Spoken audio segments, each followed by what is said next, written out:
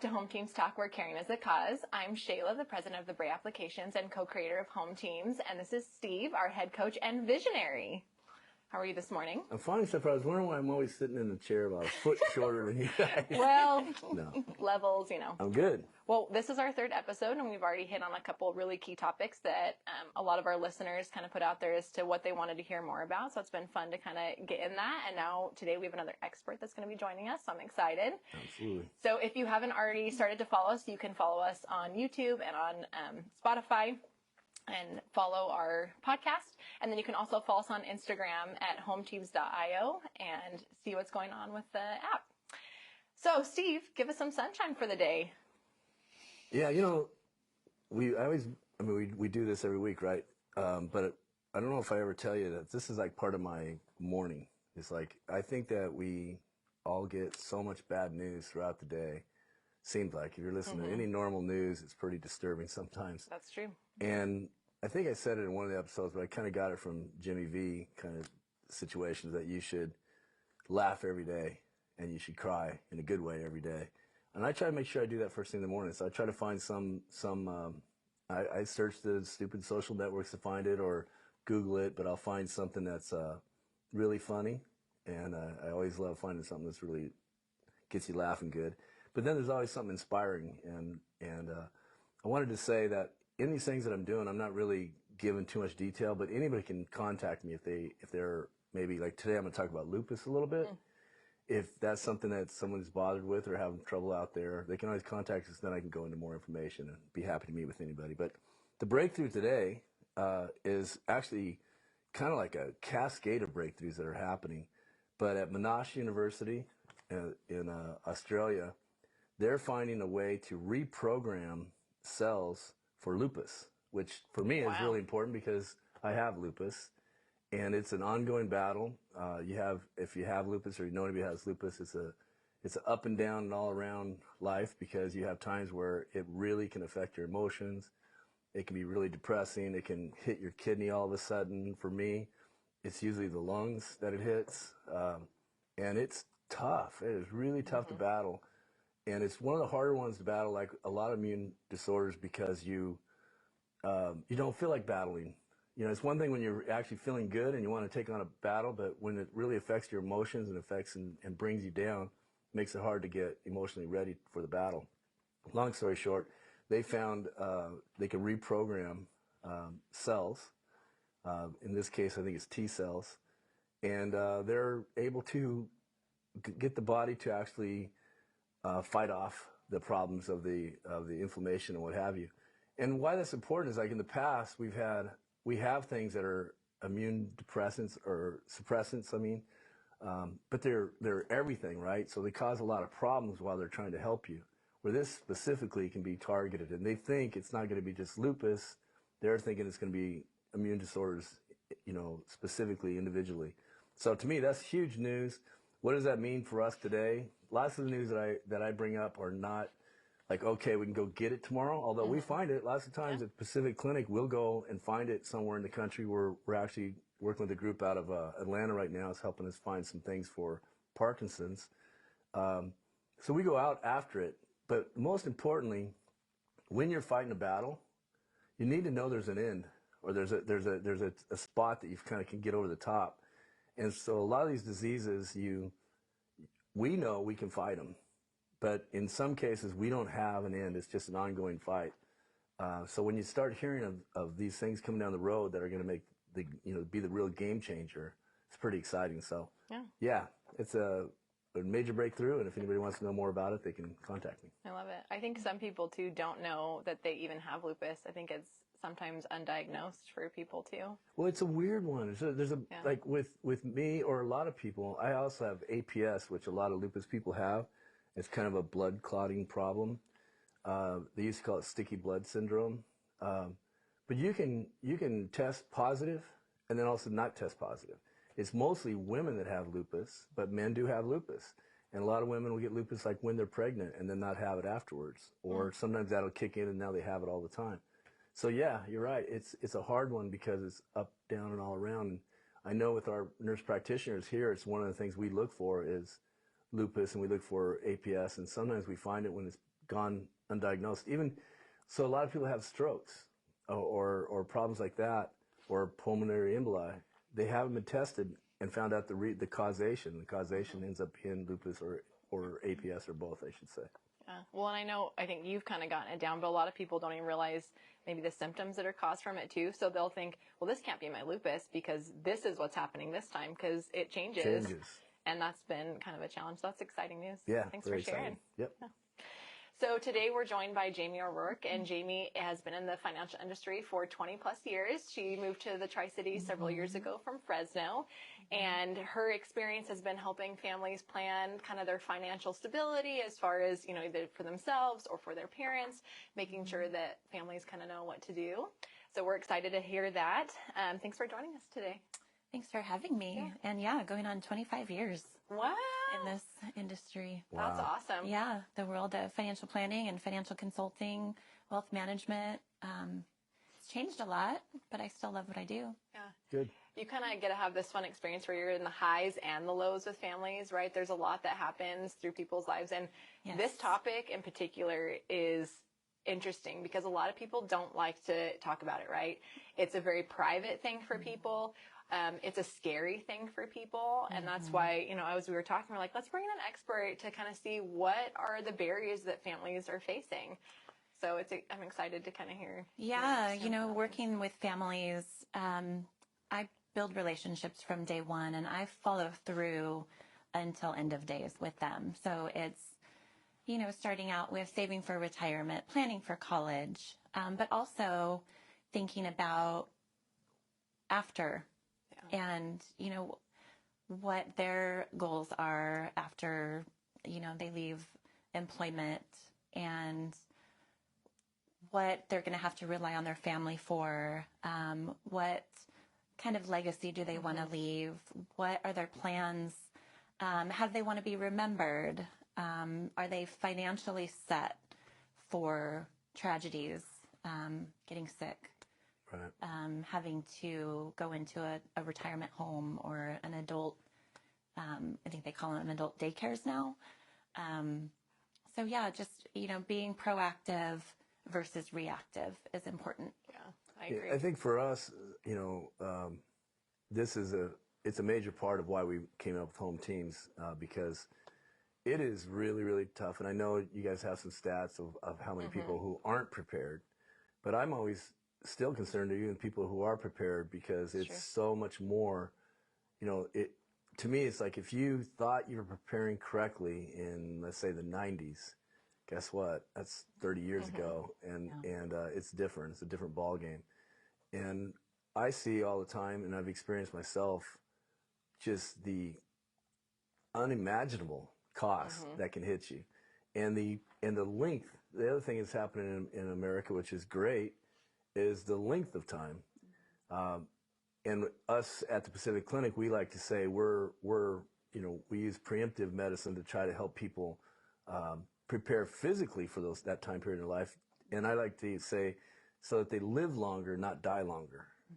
But there's a lot of people out there that are going through a process that in the olden days might have been, you know, a year and a half, 2 years.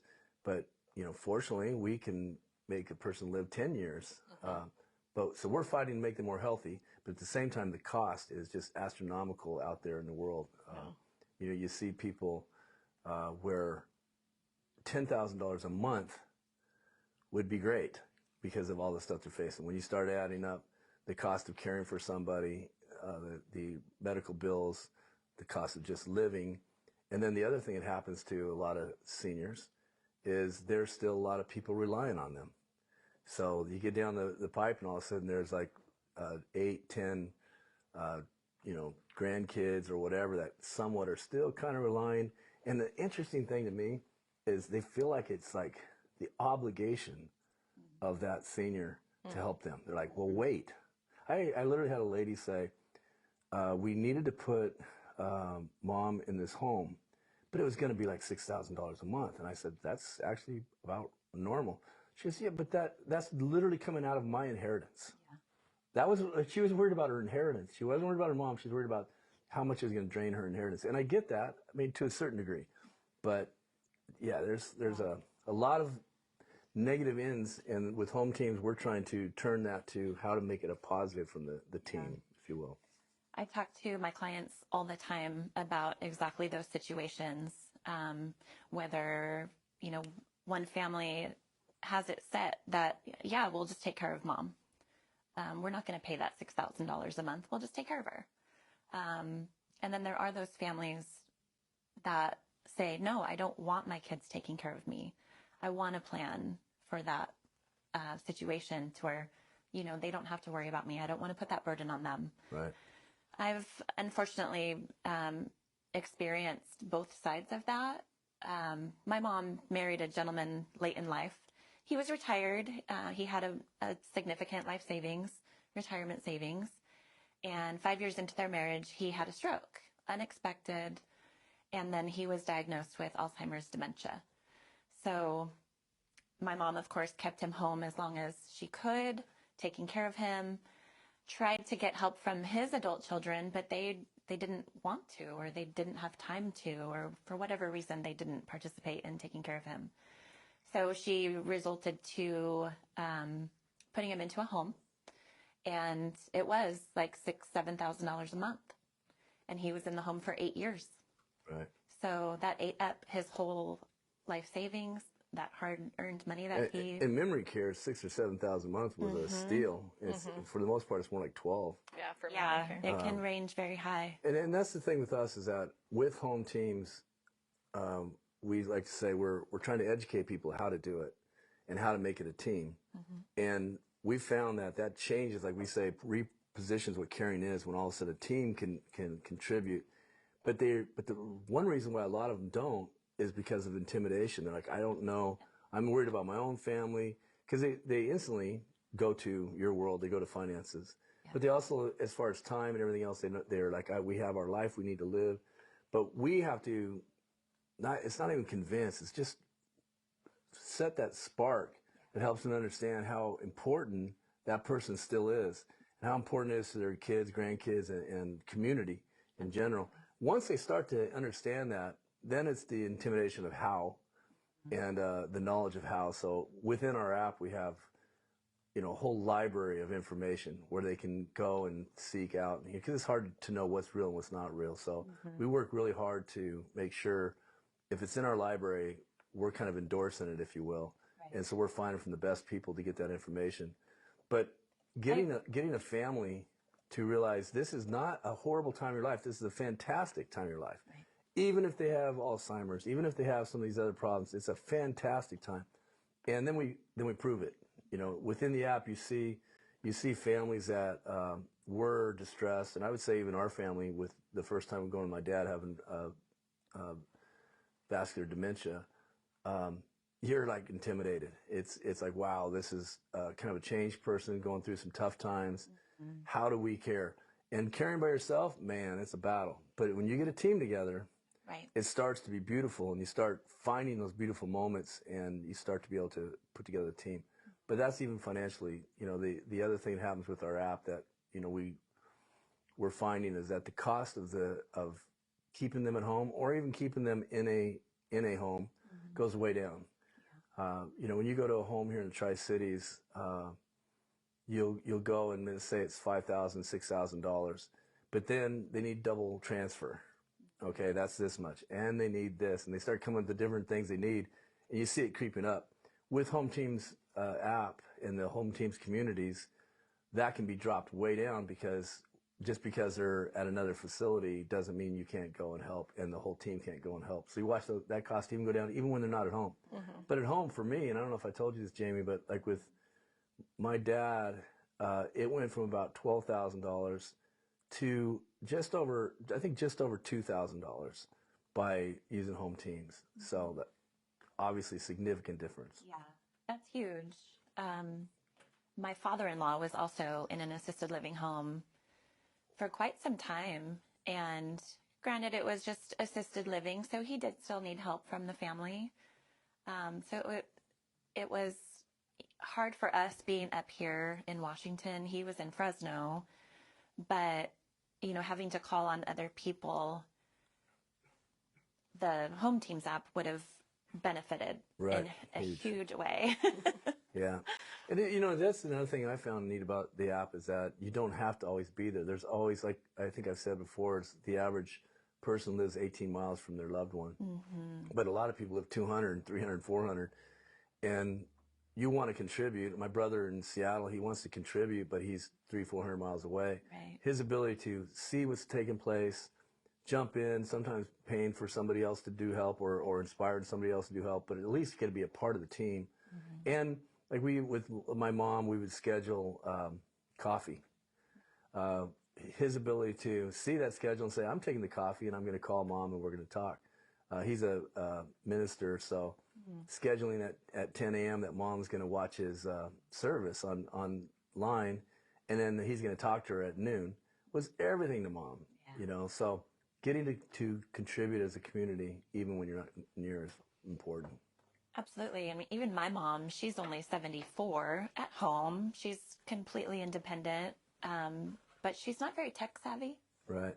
So she will call on my sisters and I to order something off Amazon or send her a case of water. I don't know, just silly things that she doesn't necessarily want to go out in public to get.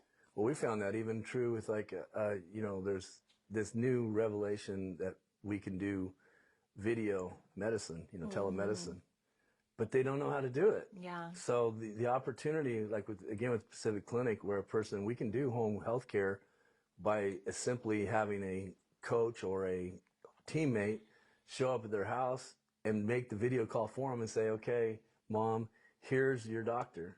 Yeah. That's huge. Everyone's like, well, they can do that themselves. No, they can't. In many cases. Sometimes they can't. Yeah. So that's really neat. Oh.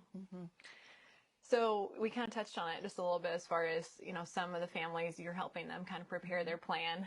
We have, the resources from HomeTeams app, but still it's good to have a structure. It's good to have an understanding of what does your loved one want. So I was intrigued, we invited you on, and so I thought, I'm going to do some research. I'm going to see kind of what's out there. So according to a recently released survey by Davidson Co, they found that only 1 in 3 American adults has an estate plan.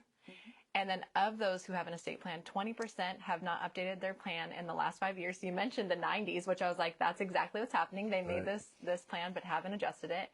And then to break it down gender-wise, 72% of women are without an estate plan compared to 59% of men.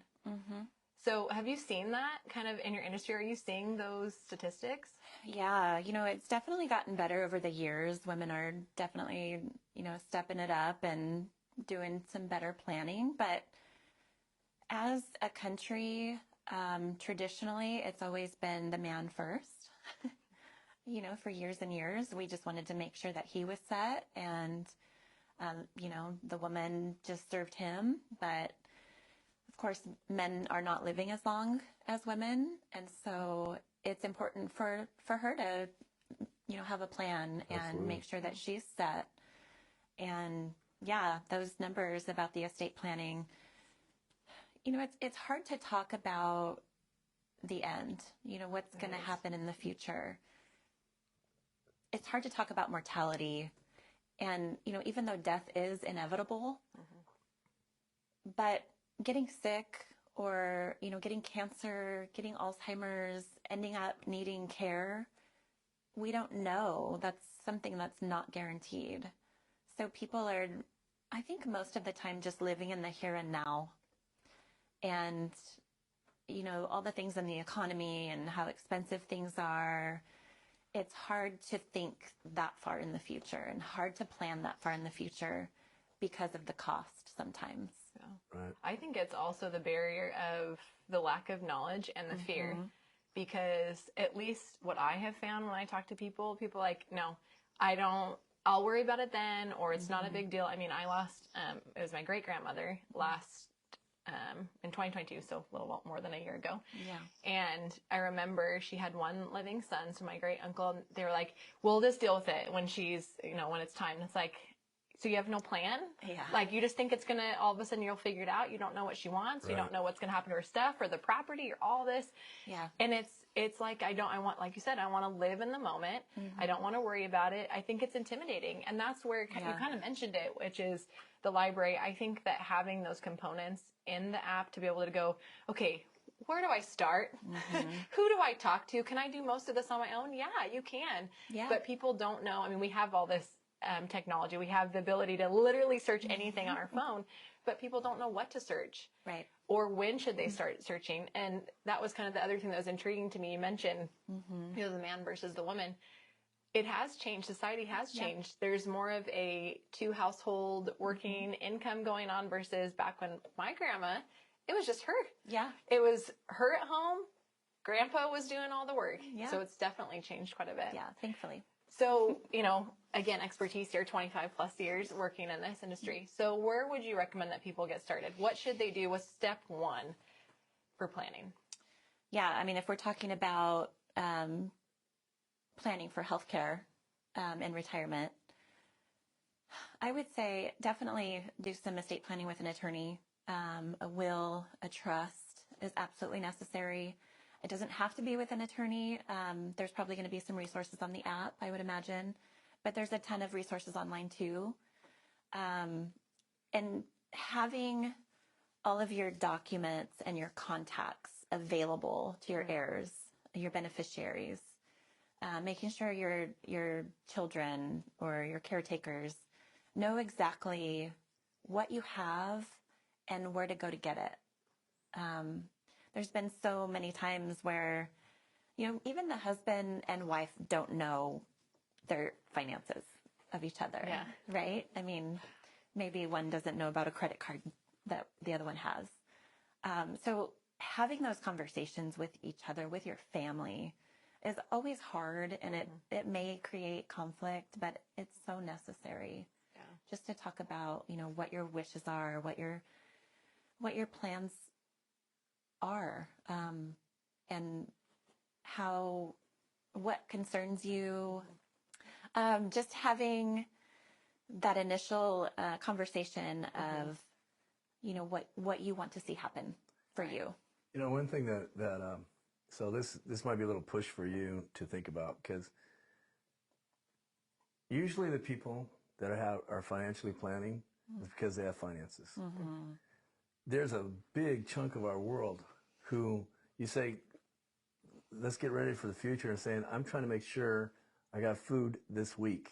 That's, you know, like I saw an article yesterday where it's like 55, 65, some kind of crazy percentage of people chose that they can't do it, but some companies are doing this now, but decided that they would rather get paid daily, literally daily at their work. And there's some companies that are doing it for them.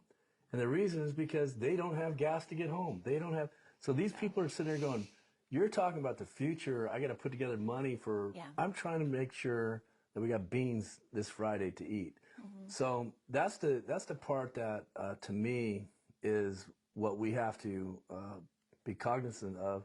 We also have to be aggressively coming with solutions, because it's just such a reality. Just like even estate planning, going to, you know, and I agree, that's what you should do if you could, is go to an attorney. $9,000-$10,000 later, you're going, I should have just put that money away. I don't know, but there are resources, and whether we like it or not, like right now, with some of the new AI technology, you can go on. My mom's will, because as you said, everything was planned for my dad perfectly. My mom was like, whatever, you know, we just got to make sure dad's okay.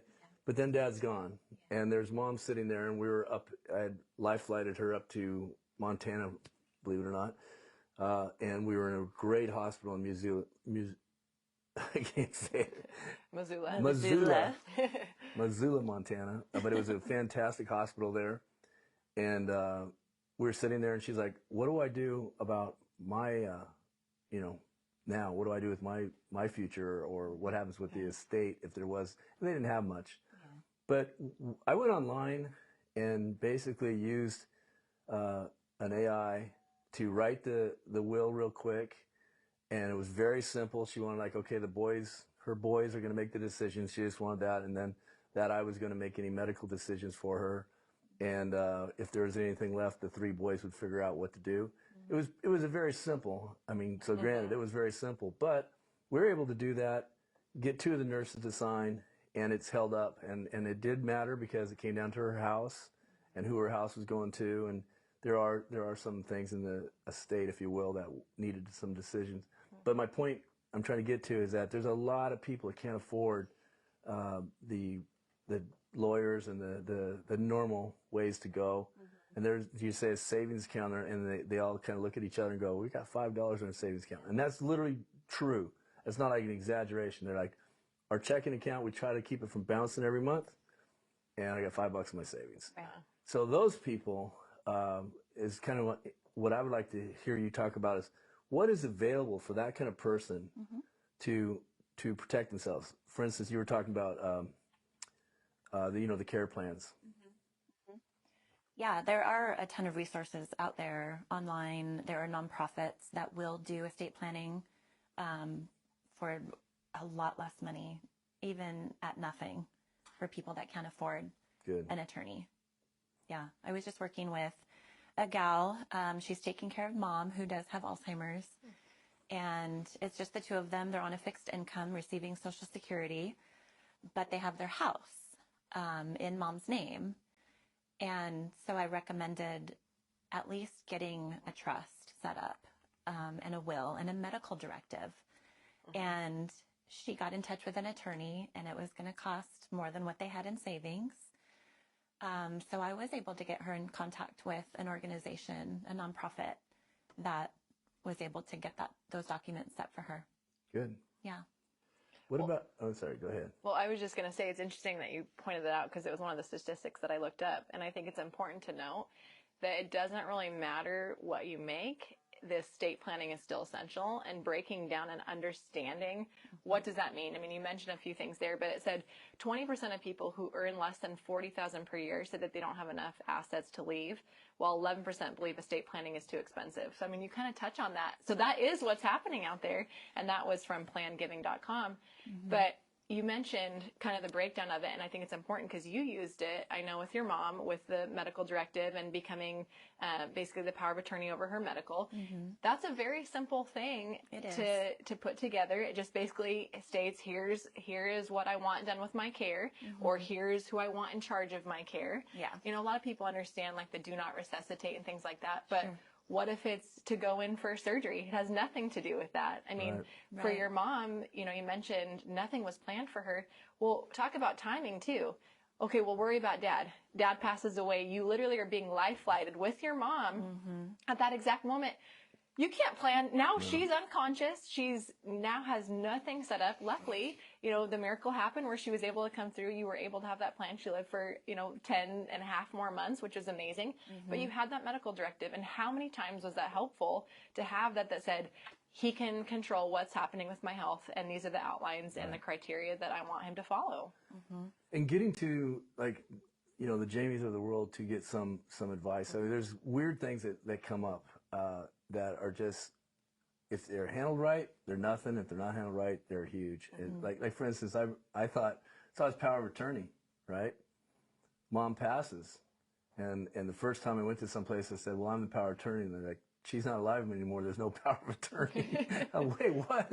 Yeah. So if we didn't have the will to say that, okay, but I'm also the executor, there's we an were in order trouble. of things. But we wouldn't have known that, the simple weird things like, order 10 death certificates because you're going to need them, probably 12, and leave the accounts open. Like, you get an account, don't just go and close mom's account, mean there's nothing in there.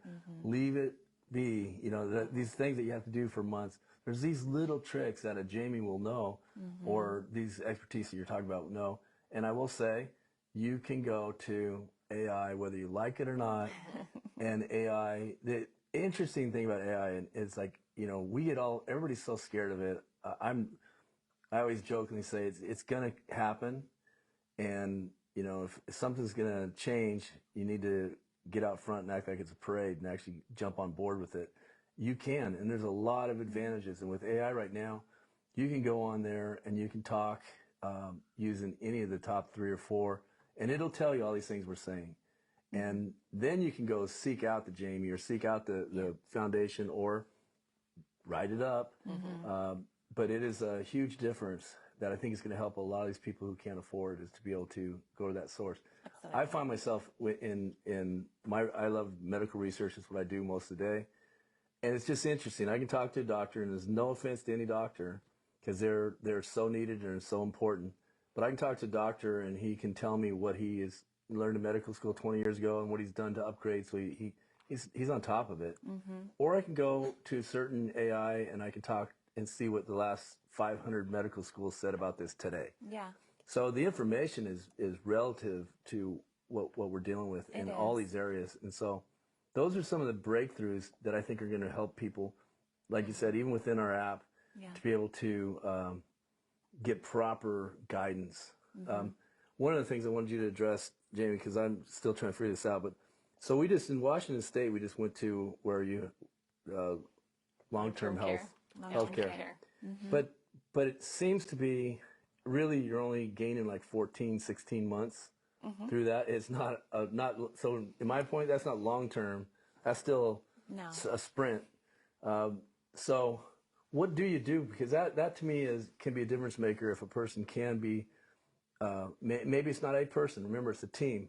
Maybe it's a team of people saying, okay, we together can afford this $200, $300 a month to make sure there's long-term care. Address that and tell me how it works. Yeah, so Washington State did put a payroll tax. Well, I don't call it a tax. It's a payroll deduction that pays for long-term care for an individual in the state of Washington, should you need it. And you're right. It's not enough. Right. You pay pennies on the dollar for it, but the maximum is like $30,000. That's, if we're talking, $5,000-$6,000 a month. Or 10. Yeah. Mm-hmm. That's not going to pay for long-term care. The average long-term care duration for an individual that needs care, whether it be in the home or in a facility, is 3 to 5 years, not 6 months. So, there is some planning that needs to happen outside of that. Yes, there's Medicare that can pay for some of those expenses. But again, if you want proper care, if you want good care, you're going to have to do some planning of your own, whether that be you pool your family together and pay so much a month for long-term care insurance. Long-term care insurance does have a bad rap of being expensive because there were plans back in the day that were set up, use it or lose it. So you pay thousands of dollars. If you don't end up needing it, you're basically out that money. There are products and solutions now that have a life insurance component to them. So if you pay into the product and you don't use it, you do have a legacy that is left to your spouse or your children. Wow. That's interesting. Yeah. I'd like to know more about that. Yeah. That's neat. That is, and like you said, a lot of people think, well, I don't want to pay for it because now it's just a lost thing that never gets used. I've heard of that, but I haven't actually seen it in action. So let's talk a little bit about the order then, because I can still hear people going, I don't know what to do. What do I do? So I'm a brand new person. I mean, I know that there's a lot that plans. You have the college stuff and the retirement, but let's go into this person is retired. They're really wanting to set up and secure that for their family. Where do they start? What would be the first thing that you would recommend that they start to do to plan for their estate? Well, when I first sit down with a client, we do talk about goals, time horizon, objectives, where they're at with family. Do they have parents that they need to take care of? Do they have children that they still need to take care of? And how long out are they looking? Is there a history of any kind of life-threatening disease? So that's when we kind of just put everything on the table and on paper and find out what kind of income sources they have, and just kind of help them get to a point of saving. And it's not like a one-day thing. It's something that we talk about continuously, year over year, decade over decade. Things change, people change. births happen, deaths happen. So there's a lot that goes into planning, of course. It's a lifetime process. But first thing, just making sure that you're secure financially. You're paying your bills, you're not in debt. And then just moving on to, retirement is important. We all pay into Social Security, but that's typically not going to be enough for the average household to retire on their normal lifestyle. So saving for retirement is important. And then, of course, life insurance is important. Again, nobody likes to talk about death and mortality, but it's inevitable and anything can happen at any time. We don't know when it's going to happen. That's up to the good Lord. So just having that in place to make sure that your family is set up. And then, of course, talking about long-term care and having that plan set up so there's no surprises. So nobody's, struggling being reactive. Again, it's all about being proactive versus reactive. You guys were proactive with Dad, but you had to be reactive with Mom. So. Well, I think also, so again, I'm always looking at the guerrilla warfare side of it. There's the sides that you're talking about where you're planning, you're putting those things together. And so my input would be try to do it as a team. Yeah. The reality is that we've even had where, let's say we had, I can't remember, I'm going to say like 5 people, Social Security is not enough. Medicare is spotty at best. At times it's amazing. And I always tell people, you got to realize Medicare is us. So I'm also looking for all the times that Medicare is wasting money. I get a chance to meet with some of the people that are involved with Medicare at a national level, and it's like they're not even aware how much a lot of it is wasted. And our society's gotten very good at using Medicare in bad ways. But still, that's a major component to help. But teaming people up, even I was talking to my brother the other day. He was saying between he and his wife's Social Security and their little pension, they're going to be okay. Well, it's because there's 2 of them, right? And then all of a sudden one of them's gone, and then usually you take the large, it evolves to you taking the larger, but still it's not enough. But we get a home, we get a team together, and we get a place where 4 or 5 people are in it together, and it's actually a home teams for a group of people, even 3. All of a sudden their Social Security money starts to work. And then Medicare, and I could use a lot of education on this, trying to figure this out, but I see people, for instance, my mom and dad, they did a great job of having their, Plan B and Plan C's that were effective. It was amazing how well Medicare worked because they had that. Then I see other people who have Medicare and it just is touching nothing because they haven't even got into the detail of how to use Medicare properly. Yes. So those are huge things to me. And there are a lot of Medicare advisors out there that I highly recommend people meet with. Yeah, and that's one area I will say. I mean, I'm always the Debbie Downer when it comes to all these people sometimes, but that's one area where it seems like everyone I've talked to that is a Medicare advisor has got a lot of heart. I really found them to be good people. Everybody's good people, you know what I'm saying? That's true. But being able to gather together and then, like I say, in a team, and it's like a football team, you have guys that are specialty at one thing or another, right? You have a wide receiver, you don't want him playing tackle, right? And you don't want the tackle trying to catch a ball. Same thing in a team, a home teams. Like you can get a guy and he'll say, I have nothing to contribute because I'm the guy that's trying to just put beans on my table on Friday. And they're like, I have nothing to contribute to this team when you're talking about this kind of financial planning. But it's not true because labor costs, right? And there's so many activities that are going to take place going forward that are beyond just getting an MRI or something or anything else. But they can contribute with their presence. They can contribute by small things of showing up that you then don't have to hire somebody to do that, or some things I'm not skilled either. But I can mow a lawn. I can give a person a bath. I can, a lot of things that I can do that save. Giving a person a shower literally saves you about $80 every time you're doing that. So it starts to add up.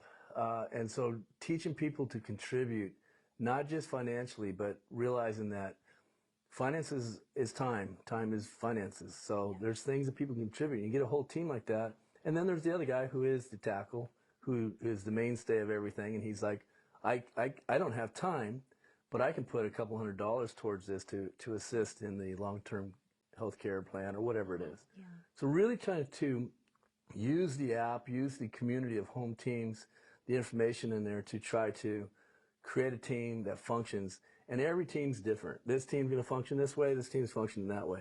What we find is people going, but I want to help that team, and that team wants to help this team, and it starts becoming a community.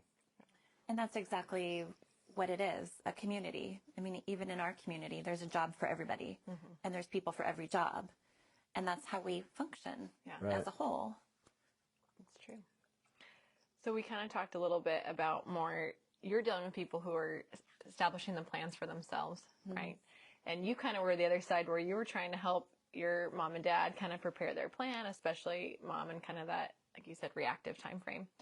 So one thing kind of rings true that you've said several times is, I think listening sometimes is the key. So maybe they don't know. Yeah. They don't know, or it is scary for them. You know, they want to live. We've talked about this in previous episodes. The 89-year-old wants to live to be 90. So what should you do? I think it's that question of, how do you want to be cared for? What do you want? How can we help you, Mom? Because they don't want to address those issues. They think it's fine. You'll deal with it when I'm gone. But you do want to help their legacy. Right. Yeah, the children need to be talking with the older parents. Absolutely. Because, you know, it can happen from one day to the next that they lose their cognitive ability. Right. And then it's too late. And the caregivers, the children, or whoever's taking care of mom and dad, they need to make the decision. So they need to know what they don't know. Yeah, and like Shayla's saying there, and talking is listening. And that's the one thing that we don't do all that great. And then also just being aware. One of the things that I faced with my dad is that my dad was right to the end, not right to the end, but to the last year was incredibly sharp cognitively. I mean, incredible, right? He fell, and a lot of times it starts with a fall. He fell and broke his hip and his pelvis. And we took him in, and it was shattered enough that we had to make a decision to do surgery. And the surgeon, I always tell people, the surgeon's going to say do surgery because that's his last name. He's an orthopedic surgeon. So he's going to always say do surgery. And with Dad we did, with Mom we did not. But with Dad, we had to because it was so shattered he was never going to be even comfortable. And I had to have a long talk with him right before. And it was tough because I knew, and everybody should know, when you're going to do a surgery, and they're going to be under full anesthesia surgery, the chances of them coming out and being cognitively correct aren't too good. And I haven't seen stats on it, and but I've talked to doctors. They're always like, oh, that's almost always, especially nurses, say it's almost always true. They'll come out with vascular dementia or something like that. And I have my own theories, which is like really interesting. I think it has to do with getting external oxygen and the vasoconstriction. But anyway, it's kind of interesting. But fact is that's exactly what happened, is that we had that talk with Dad. And what I didn't realize, which was so beautiful, someday I'm going to play it for everybody whenever I can do it, because it's so emotional for me. I can't hardly do it. But we made the decision, and then Dad, he said, it's up to you, buddy. And that's always tough, by the way. I would like to tell seniors, make sure when you're saying watch out, because that's a tough thing on whoever has to be the person when they say it's just up to you, buddy, whatever you want to do.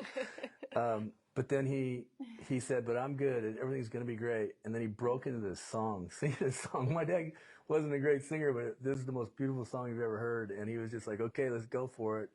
And it was so beautiful. But then looking back, that was the last time that I got to really be with my dad as far as where he was cognitively there.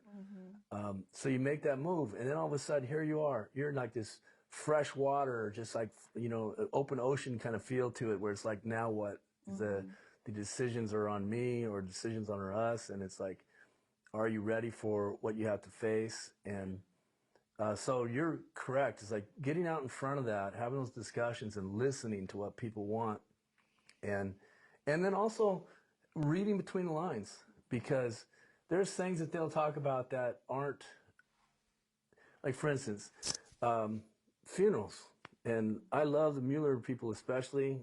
My dad, we were joking yesterday that he probably buried half the people in the cemetery because he would do 5 to 7 funerals a week. Yeah. But I was talking to the Mueller people, and even talking to the Mueller people, you have to be aware that there's costs that you don't have to bear. Even though you thought, I'm going to do this and this kind of a thing, you can make a beautiful funeral, a beautiful ceremony, celebration of life, but even the burying process, you know, you can go from, like with Sharmila, the cost of cremation was $7,000. Yeah.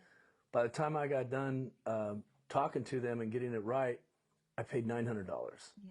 And it was, all the rest didn't really matter. We still had a fantastic celebration of life.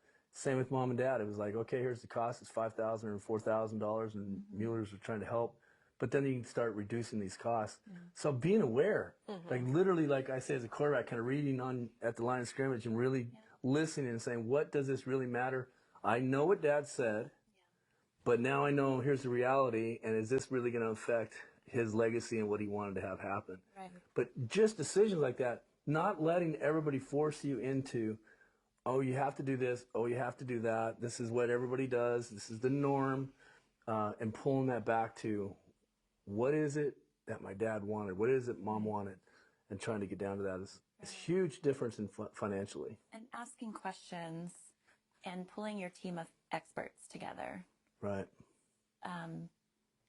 Yeah, I mean, there's always going to be another option. Right. Right? Financially. And then being there for each other. Just being there for each other. It's like when I was going through with Sharmila, we had battled for like 10, 12 years, and there was times where I was able to work and do good things, and I usually could make pretty good money. And there was times where care was 24/7, and it wasn't able to work, and things were tough. And you get down to these tough points. True story here, one time where they needed to give her a shot to get her red blood count up, and it was like $4,000. Wow. And, you know, the doctor said, we need to give the shot. Her insurance, in those days, your insurance could run out, which doesn't happen now. And she turned to me and she's like, are we all right? And I was like, yeah, of course we're all right. And the doctor's like, okay, so we'll give the shot. And then I remember, so she was staying in the hospital, and I walked outside and went, where the heck, that was everything we had to pay for. I mean, we were literally broke because it had been every month of like 10,000, 12,000, all this stuff happening. And I remember walking out and going, now what do I do? So you know who I turned to? The community, friends and stuff. And I didn't have to go out, but all of a sudden someone's saying, you know what? Hey, just so you know, because I luckily have good friends, I guess, but I own 3 hotels, and you guys can stay there when she gets out. And all of a sudden things like that start happening. And hey, we can do this. And you can go. I had a consulting job in California that I could take, and they're like, go ahead and take it. I'm gonna take her to the morning session. I'll take her to the afternoon session. You know, and I could go pull off a couple weeks of work. So community and the teams, the home teams, so just like you're saying about financial planning, getting out in front of it, getting that information, get out in front of it with your teams. Get out there years in advance saying, you know what, we're going to be a great team. Yeah. We're going to work together, and we're going to be there. I'm going to be there for you, brother, and I'm going to be there for you. And people start to form your teams. Form it early. Get involved with home teams as far as the app way before you need it on a daily basis, because it's also just fun being a team. You don't have to go through it alone. No, you don't.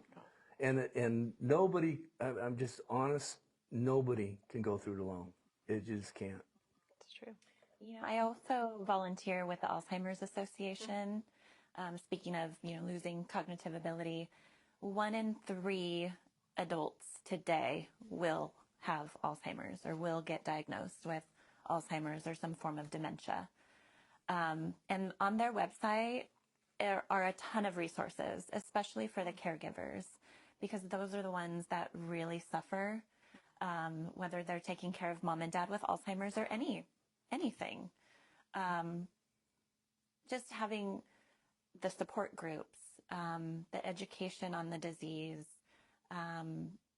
somebody to call with questions, and the Washington chapter specifically has a lot of local people that can help. Yeah. And it's great. And that is the repositioning that we're trying to do with Home Teams because, because I have been there, what you're saying, and the word suffering is what you hear. Mm-hmm. You go to those things and everyone goes, the caregivers are just suffering. Mm-hmm. And what we found is that does not have to be true. Once you can turn it to a team, all of a sudden being a caregiving is the greatest thing you can do. And now it's an exciting part of life. Yeah. And we try to back it up. Within the app, we even have like a lot of like health things you do. But when you find out, okay, my wife has cancer. Mm. Now she has a battle to fight. But what you don't realize is you got a battle to fight. Mm-hmm. And so right then you should be saying, okay, it's time for me to buck up. I got to get healthy. I got to get emotionally right. I got to get, this is a beautiful time of our life. This is not just like, okay, the next 5 years is miserable. And that's what I used to get at the caregiving groups. You go there and everyone's just like, yeah, I don't know. So whose life sucks? Mm. Everybody's like, oh man. I mean, it's literally all that bad. It's like, and Mary, I'm so sorry for I'm so sorry for you. Like everyone just is doing that.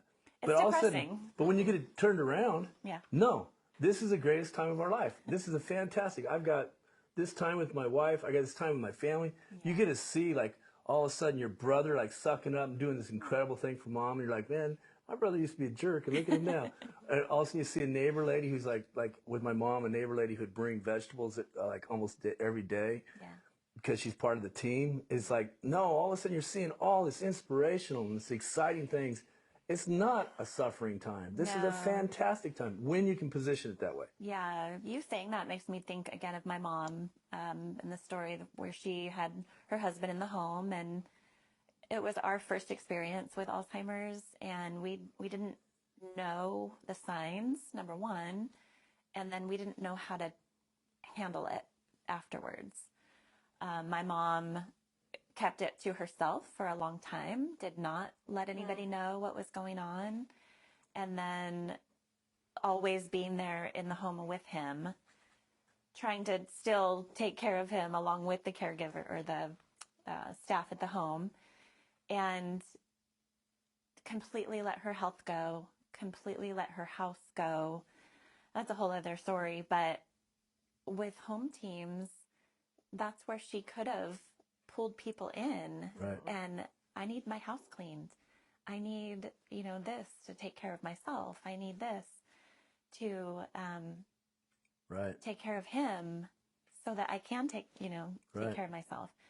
So all of those things come together and it gets repositioned. And it's like one of the things that we say in Home Teams all the time.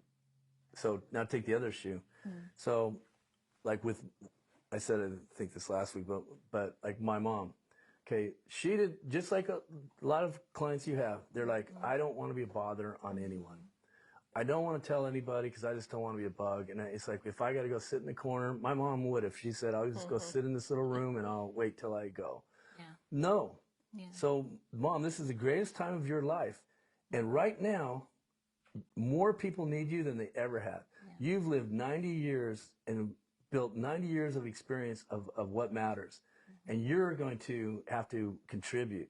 And they're like, what? No, yeah, God still got you on this earth for a reason. Yeah. Well, all of a sudden you see mom going like, okay, so-and-so's coming over today at 1 o'clock. And you know what? I just think she's way worried too much about what her job is or whatever it is. She just start thinking in this senior clarity, all the stuff that when you're, at 24, you're going, I don't know if I should go to college or if I went and it costs too much. I don't know what I'm going to do for a job. And this 90-year-old's going, it doesn't even matter because they got this 90 clarity. Yeah. And all of a sudden she's able to, everybody was coming to see her. They're all coming to give her a shower. They're coming to give her medicine. And yes, they're all contributing, but she started going like, okay, now I got another person coming in an hour. I got to figure out how I'm going to help that person. Yeah. And all of a sudden she's still having value in life. So again, that repositioning of like, this may be towards the end or the end of your life. You're here for a reason. Yeah. And until you hear job well done, you got a life to live. Yeah. And all of a sudden that changes for them. Then for the caregivers of like, this is my time to, I have one brother that he would say, well, I'm just not good at talking. I'm not good at telling mom things. This is your time to just show. Show's what matters. Talk's cheap. Now you're going to be able to go out there and say, I'm going to do this thing. And also mom would say, man, did you see that he did the dishes this morning or whatever? Just like, wow, he's never done dishes his whole life. Things like that start happening because he's just showing love. So it's the repositioning. And now all of a sudden, I will tell you right now, and you'll see it in some of our meetings, but when you get 5 or 10 people talking about their home team's experience, it's not going to be like, so, Mary, pretty miserable, right? No, it's going to be like, wow, you guys won't believe what I've experienced in this last week. And that's the beauty of it. Yeah, it's creating that positive outlook. Yeah. And it's not, positive. Of course, I grew up with a dad who was like, his first saying was, has positive faith to share. And I remember I used to think that was so flipping corny. I was just like, oh my gosh, it's like, everything isn't positive, Dad, stop it. It's like this, positive seemed to be this kind of like, just, I don't know, light message. What I didn't understand is it was real. And the fact is now, like a couple of books I've been reading lately, there's one called The Expectation Effect. And it's about that change. Like I said last week, you think 12 to 40,000 times a day. And in thinking 12 to 40,000 times a day, you can plant a lot of Goat heads. Goat heads. I would say goose heads. Or flowers. You can plant 40,000 goat heads and of just misery is what I'm trying to say in your brain. And pretty soon you start thinking pretty negative. Or you can make a choice to say, no, every thought is going to be from a positive perspective and the good of what's happening. And that's not just some candy thing to say. It starts to affect that whole team and bringing it around.